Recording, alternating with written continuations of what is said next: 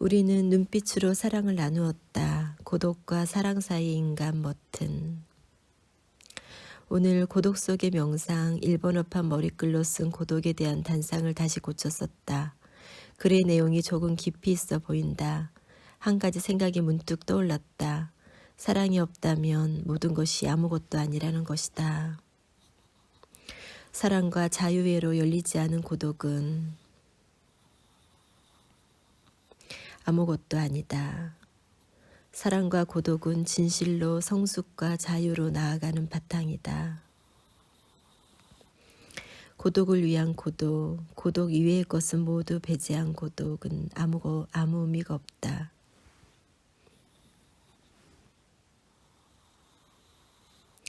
토마스 머튼이 1966년 4월 14일 쓴 일기 일부분이다.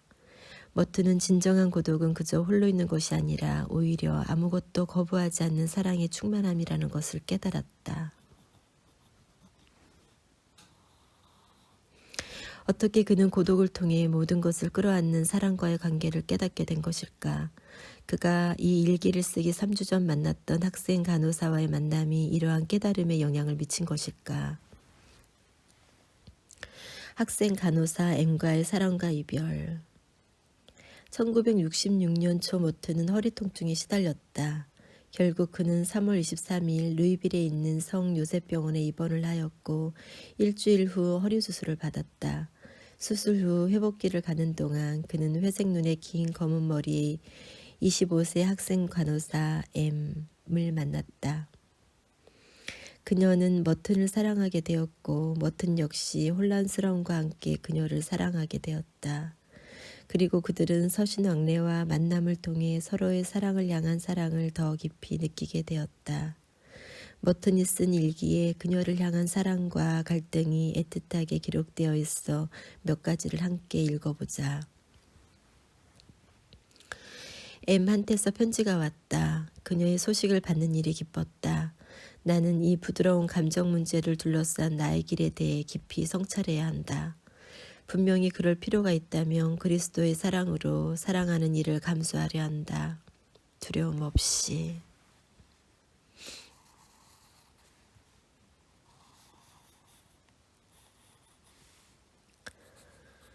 (1966년 4월 19일) 일기. M이 나를 만나고 싶어하고 나도 M을 만나고 싶다. 편지를 주고받는 것을 멈추어야 할 것인가? 나는 더 자유롭고 진실로 뜻한 바대로 그리스도 안에서 사랑이 되어야 한다.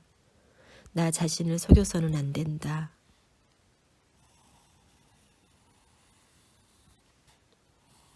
(1966년 4월 21일)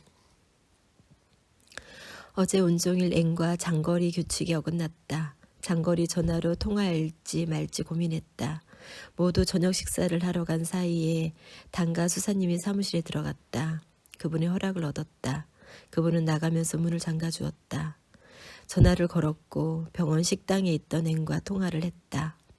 그녀는 전화를 받고 기쁨의 눈물을 흘렸다. 한참 이야기했다. 여러 이유로 통화가 꼭 필요했고 혼란을 말끔히 씻었다. 1966년 4월 24일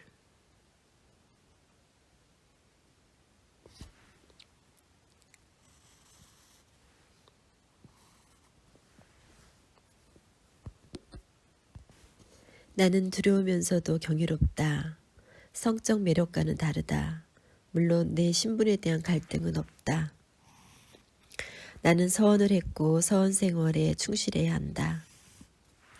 영적 사랑이 가능할 뿐 아니라 깊고 강하고 순수하게 우리 사이에 존재한다는 것을 믿는다.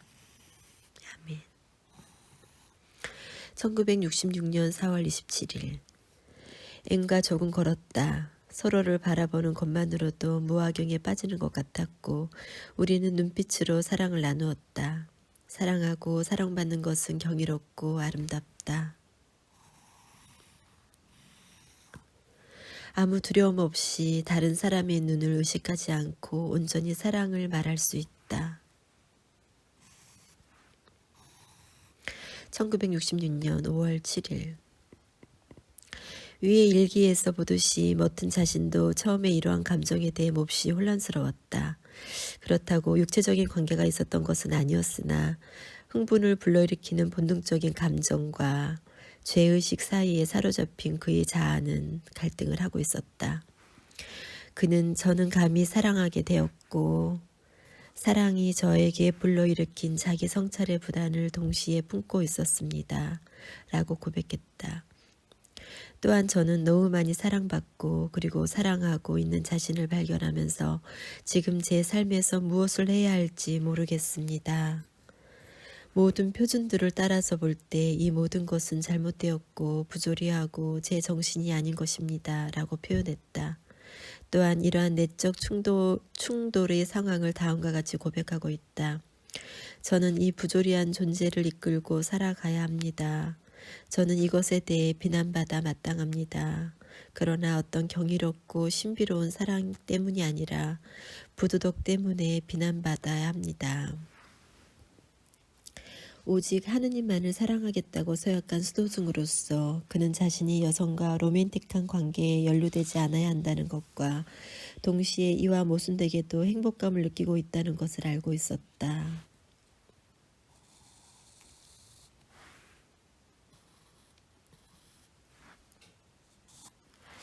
그는 한 명의 인간으로서 서로 나누는 사랑이 얼마나 경이롭고 아름다운지를 깨달았다. 그러나 그의 신분과 서원은 그것이 지속되는 것을 외적으로 허락하지 않았다.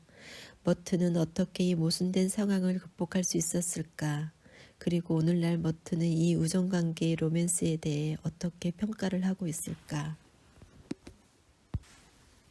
사랑은 우리의 참된 운명입니다. 사랑의 체험을 통해 충만한 인간이 된 머튼. 머튼과 그 간호사는 서로를 향해 솟아나는 사랑의 감정을 서신왕래나 전화통화 혹은 직접적인 만남을 통해 표현하였다. 그러던 어느 날 머튼이 수도원 공용 전화기로 간호사와 통화를 하고 있었는데 그만 동료 수도승이 이를 우연히 듣게 되고 이 사실을 아빠스에게 결국 말하게 된다. 아빠스는 조용히 머튼을 자신의 직무실로 불렀고 머튼 신부가 오랫동안 홀로 운둔처에 있어 심신이 쇠약해져 분별력을 잃은 것이라고 생각하고 그에게 운둔처에서 나와 수도원 병실에 머물 것을 권고했다. 물론 간호사와의 관계도 그만둘 것을 명했다.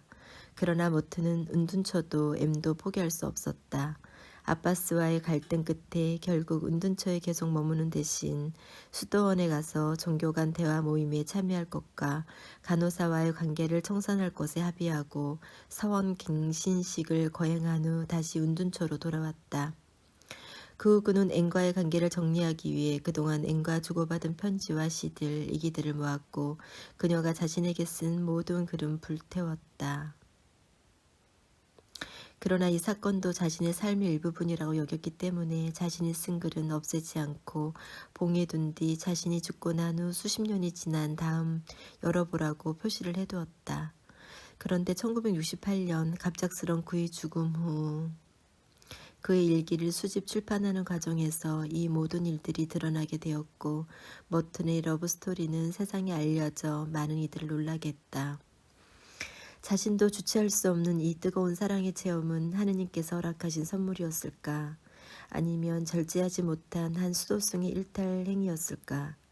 처음에 이 일이 세상에 드러났을 때 많은 이들이 머튼에 대한 실망을 감추지 못했다.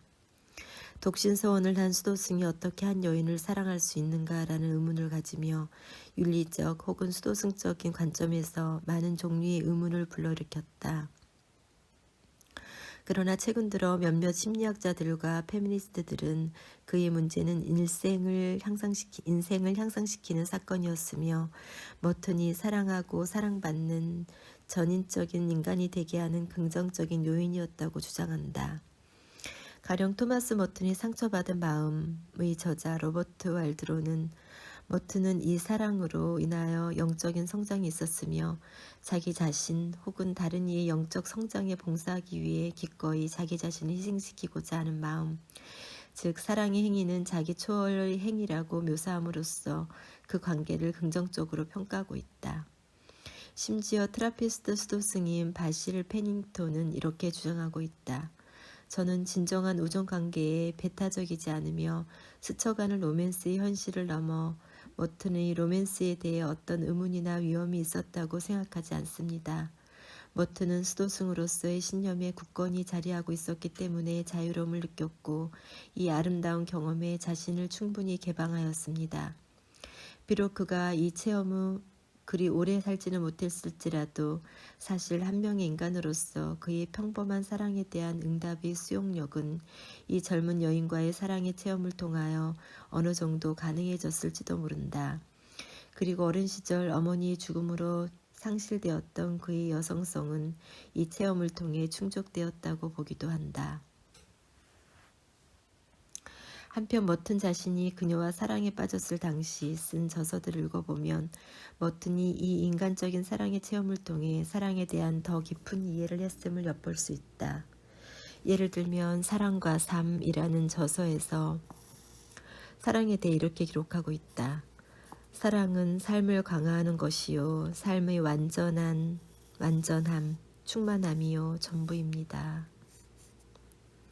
우리는 사랑 안에서 서로에게 자기 자신을 내어줄 때 비로소 충만한 인간이 됩니다. 그리고 이것은 단지 성적인 충족에 국한되어서는 안 됩니다. 이것은 인간 안에 있는 모든 것, 자기, 증여, 나눔, 창조성, 상호 돌봄, 영적인 관심을 위한 모든 수용욕을 아우릅니다. 머튼은 사랑에 빠지는 체험을 통해 우리가 더욱 충만한 인간이 됨을 강조하면서 자신을 내어주는 사랑이 무엇인지, 자기 초월로서의 사랑이 무엇인지에 대해 머리가 아니라 가슴으로 느낄 수 있게 되었다. 또한 그는 사랑은 충만한 실제가 되게 하는 인간의 운명이라고 말하고 있다. 사랑은 우리의 참된 운명입니다. 우리는 우리 자신, 홀로 삶의 의미를 발견하지 못합니다. 우리는 다른 사람과 함께 그것을 발견합니다. 우리는 다른 사람이든 하나님이든 우리 자신이 사랑에 빠지는 경험을 하지 못한다면 결코 충만한 실제가 될 수 없을 것입니다. 비록 그가 그녀를 떠나기로 결정을 했지만 이 열정적인 사랑에 빠진 일은 머튼이 전에는 결코 가져본 적이 없는 의식인 거대한 감정적 에너지를 느끼게 해주었다. 그는 직접적인 사랑의 체험의 힘과 그 가치에 대해 다음과 같이 결론을 내리고 있다. 사람들이 진정으로 사랑 안에 있을 때 그들은 새로운 존재가 됩니다. 그들은 자신의 사랑의 힘에 의해 변화됩니다. 사랑은 우리의 가장 깊은 인격적 의미와 가치와 정체성의 계시입니다.